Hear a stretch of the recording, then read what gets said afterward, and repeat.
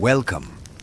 Tonight, you're invited to drift gently through time, far from the electric hum of the modern world, into a realm of ritual, incense, and the slow rhythm of life beneath silk-draped roofs and dust-covered alleyways. We begin in one of history's most celebrated golden ages, the Tang Dynasty of ancient China. Known for its flourishing poetry, porcelain, and sprawling trade routes, it was a time when the capital city of Chang'an was dazzled with color and culture. But behind the glow of painted fans and lacquered screens was a quieter, harsher truth. The rhythms of life for most people were not written in calligraphy or sung in the halls of court, but etched instead into calloused hands, aching feet, and tightly measured breaths between duties. Over the next hour, we'll slow down and look closely at what it really meant to live in that age, but not as an emperor nor a poet, but as a shopkeeper, a scholar, a princess laid to rest underground. So, settle in. Let the past arrive not as spectacle, but as gentle immersion. Let history unfold, not in battles, but in quiet rituals, in everyday discomforts, in silent tombs, and in scented ink. Let's begin with you.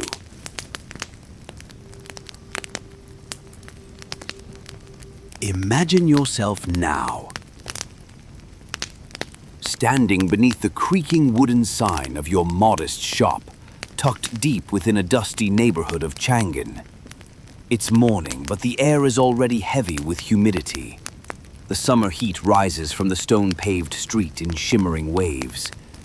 You are a low-ranking shopkeeper, perhaps a candle seller, or maybe you trade in hemp cloth or pickled vegetables.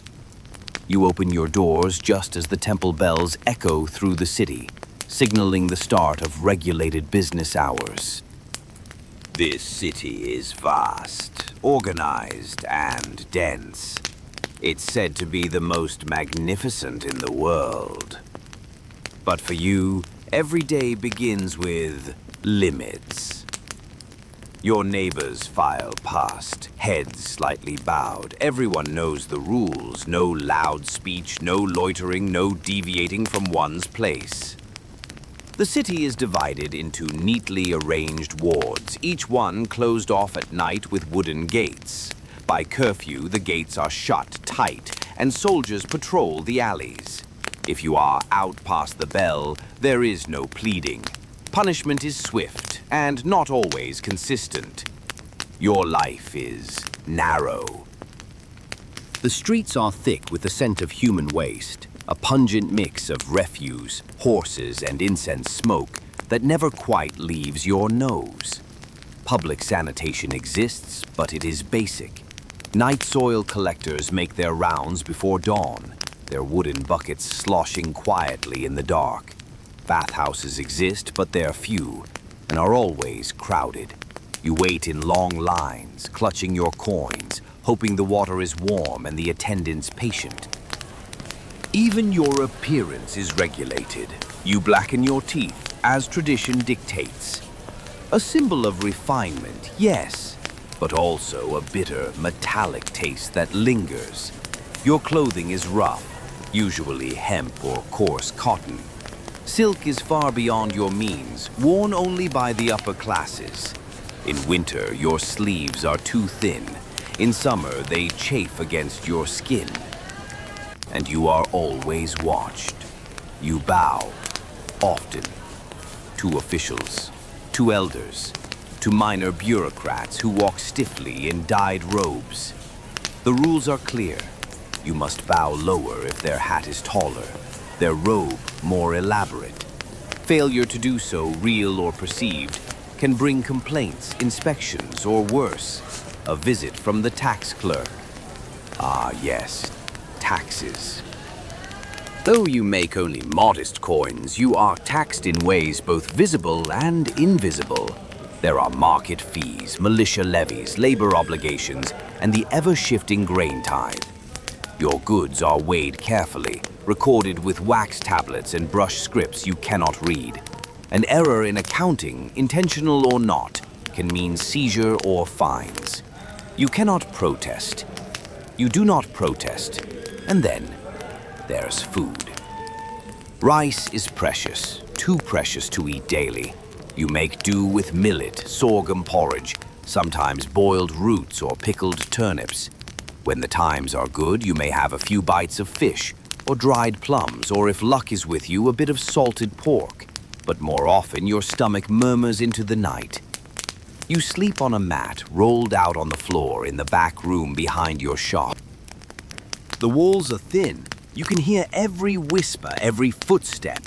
The wooden shutters rattle gently with the wind, but the sound that truly keeps you awake is the temple bell, a heavy, hollow chime that marks midnight, and then again before dawn, and still you rise. You tend your small brazier for tea. You fold the same clothes. You sweep the same dust from your entryway. You count your coins in silence, knowing that one illness, one poor harvest, or one accusation could unravel it all. Life is not loud. It is not heroic. It is a steady rhythm of caution, obedience, and survival. And yet, there is beauty.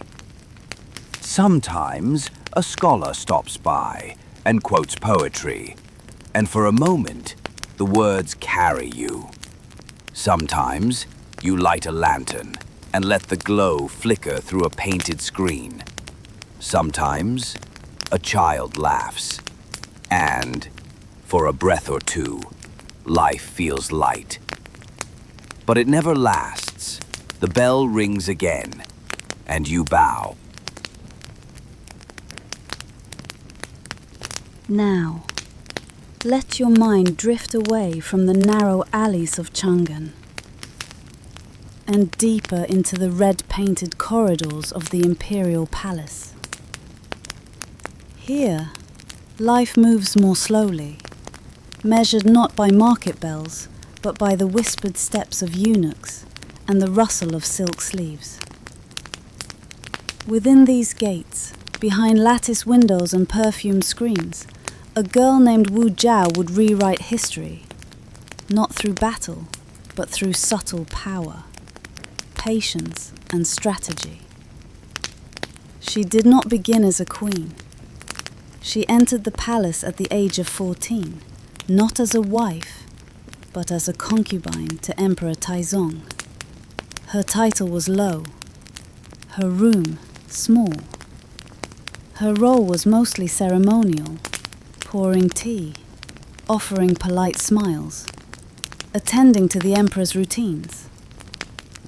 She was one of many, and when Emperor Taizong died, she was sent to a Buddhist convent, standard practice for concubines with no surviving sons. For most, this would be the quiet end of the story. But Wu Zetian returned. She did something bold, even unthinkable. After the emperor's death, she found favor with his son, the new ruler, Emperor Gozong. Rumors whispered that he had admired her even before his father passed.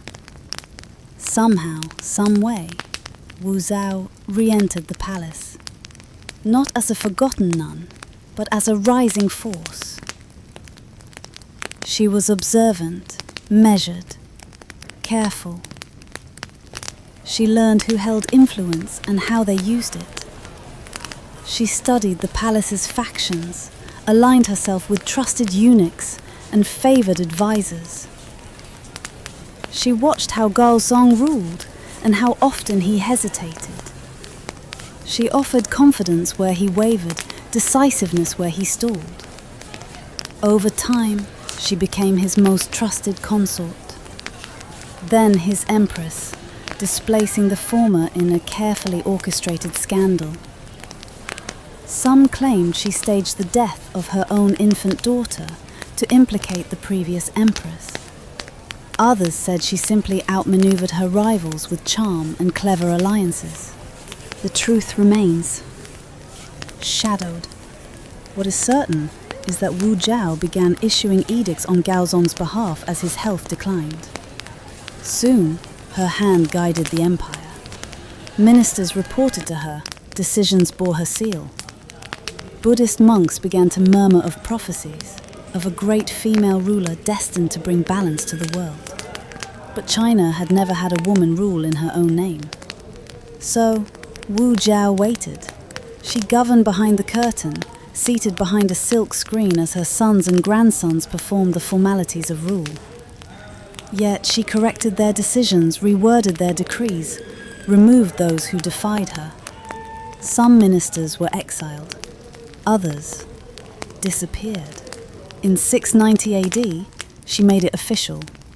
She declared herself Emperor Shangshan, founding her own short-lived dynasty, the Zhao dynasty, interrupting the Tang for 15 years.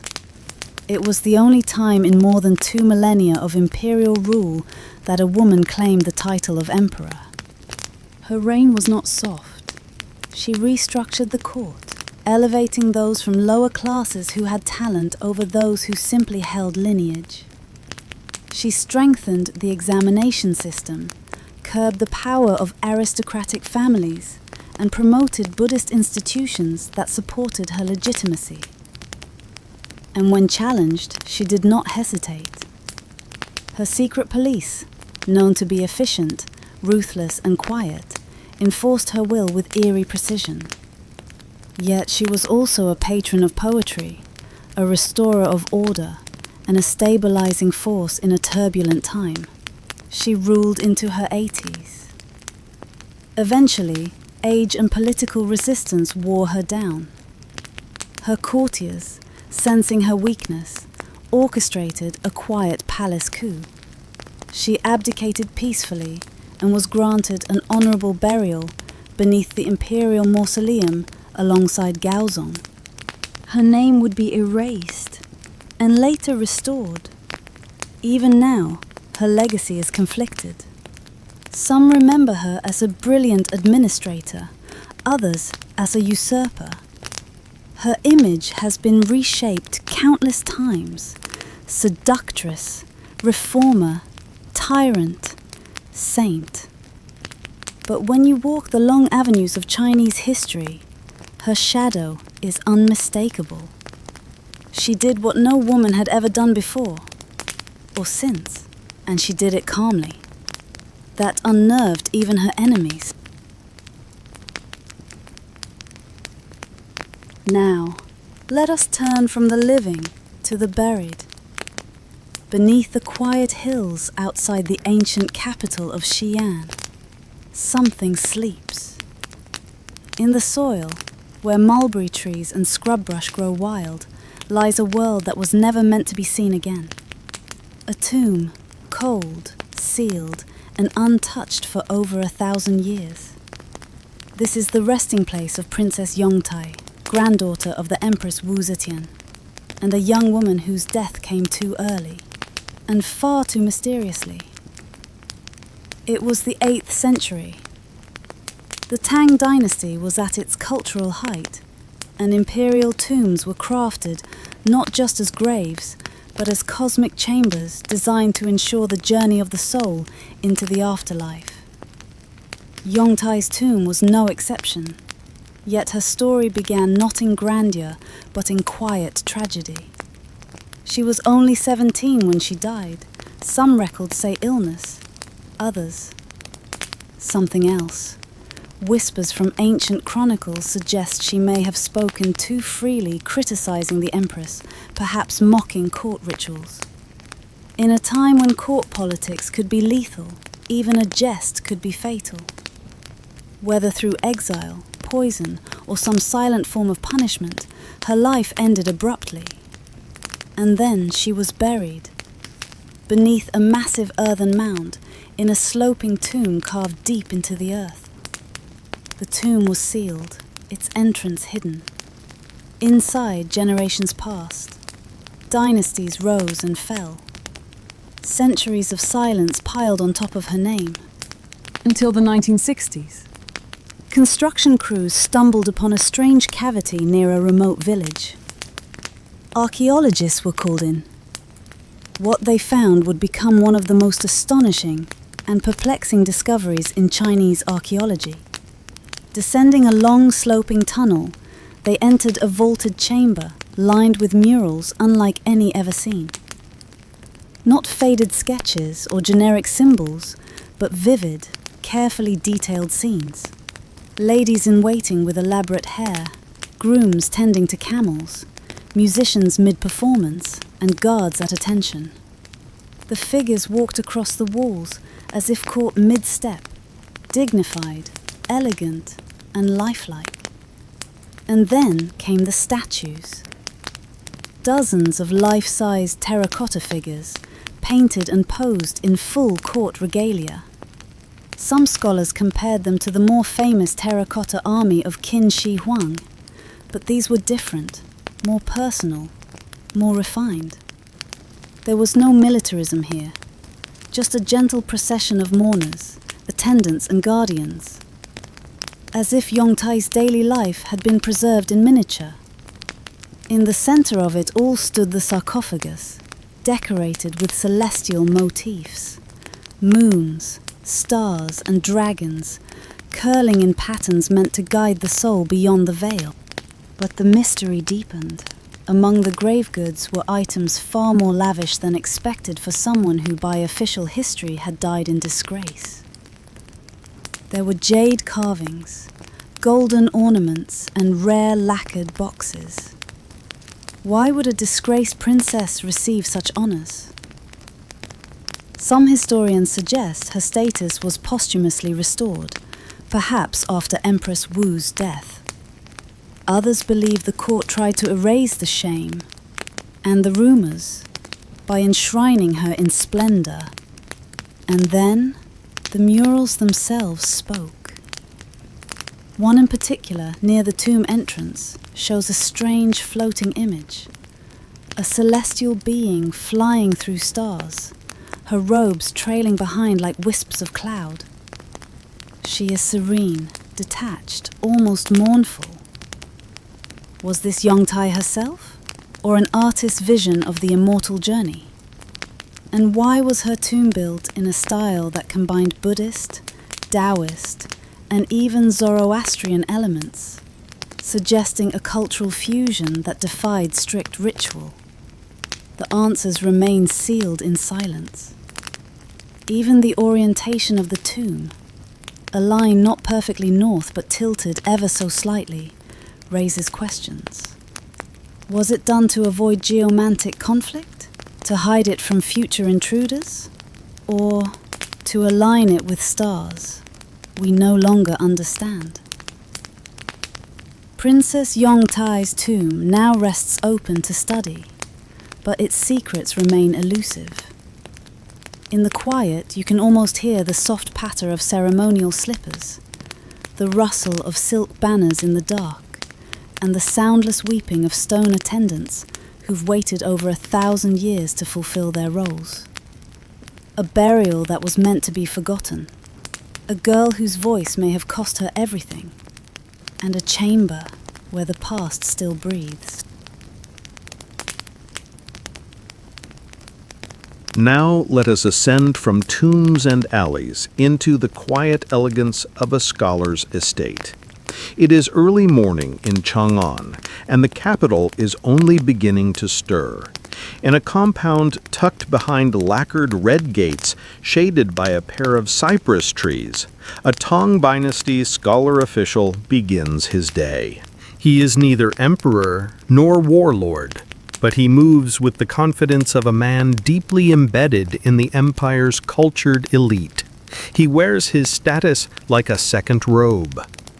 You are him now, a jinshi, a man who passed the grueling imperial examinations, a feat of memorization and moral clarity, won only by the most learned minds in the realm. You rise before the sun, not to labor in the fields, but to attend your daily rituals. A young servant brings warm water in a bronze basin. You wash your face, then rinse your mouth with a mix of salt and plum juice. Cleanliness, after all, reflects inner virtue. You don silken robes, dyed a soft slate blue, Not the yellow of emperors, nor the crimson of high ministers, but a subtle shade that signals your place, distinguished but not presumptuous. Around your waist you fasten a jade belt ornament, carved into cloud and mountain motifs. Its color, weight, and translucency say more about your rank than any document could. Next, you open the shutters of your study. The scent of sandalwood ink lingers from the night before. On the lacquered desk lies a half-finished scroll, written in flowing Kai-shu script.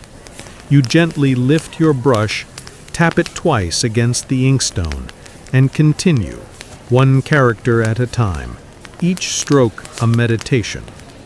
Your task today: compose a petition to the Ministry of Rites, recommending reforms to village temple management. The language must be formal, clear, and morally resonant. You cite Confucius, of course, but also add a subtle reference to Taoist thought, just enough to show breadth without attracting suspicion of heterodoxy. By mid-morning, you've written 4 scrolls and reviewed 5 others.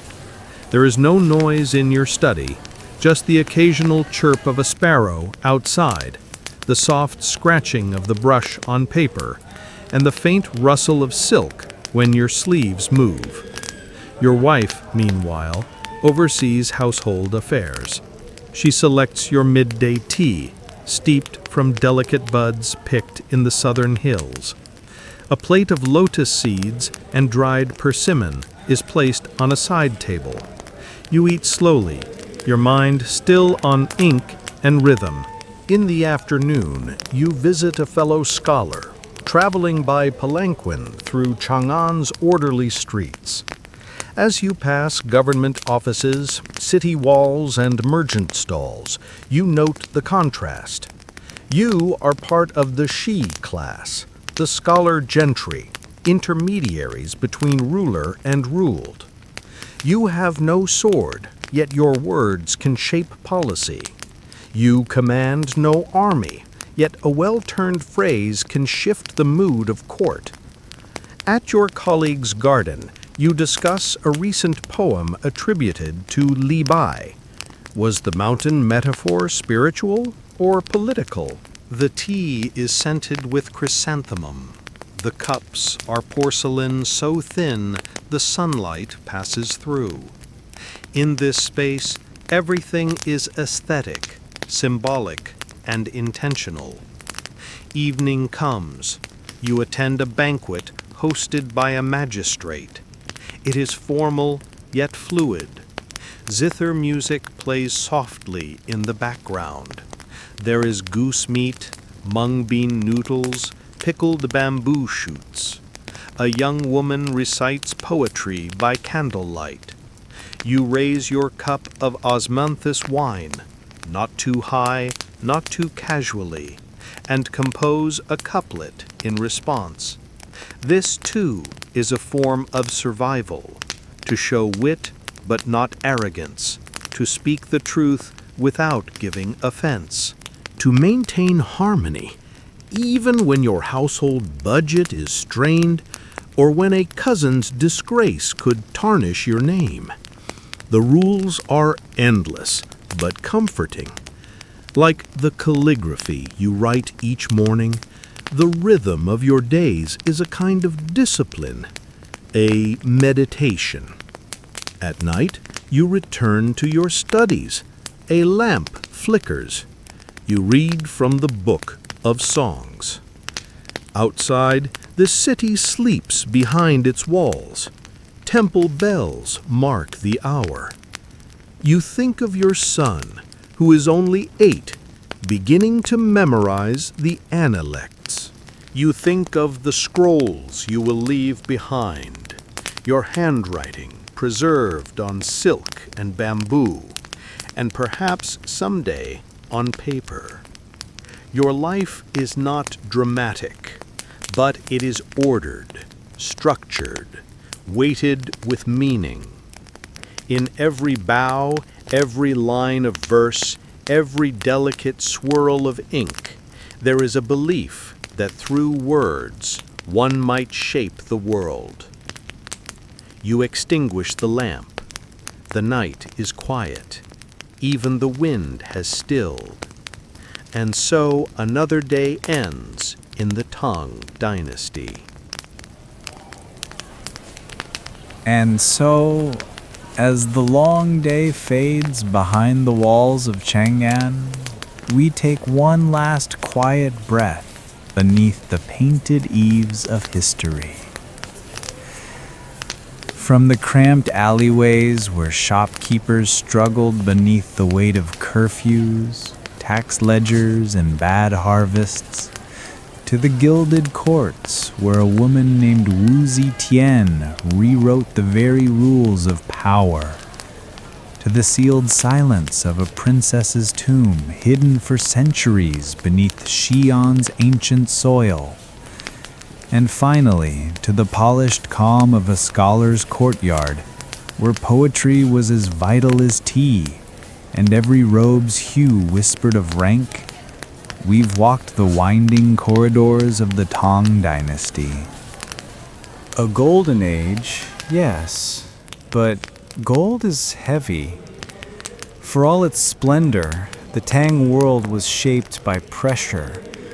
The pressure to perform, to obey, to endure, to rise, and to fall. And now, here in the present, where we sleep in quiet rooms lit by soft bulbs instead of oil lamps, we are a world away from that time. But some things remain familiar. The need for order, the reach for meaning, the rhythm of daily life, and the way every generation leaves behind small traces, waiting patiently in stone, silk, and story. So, rest now. Let the echoes of the past fade gently, like incense curling in an open window. The world of the Tang is far behind us, and you are safely here, carried by a quiet curiosity into sleep. Good night.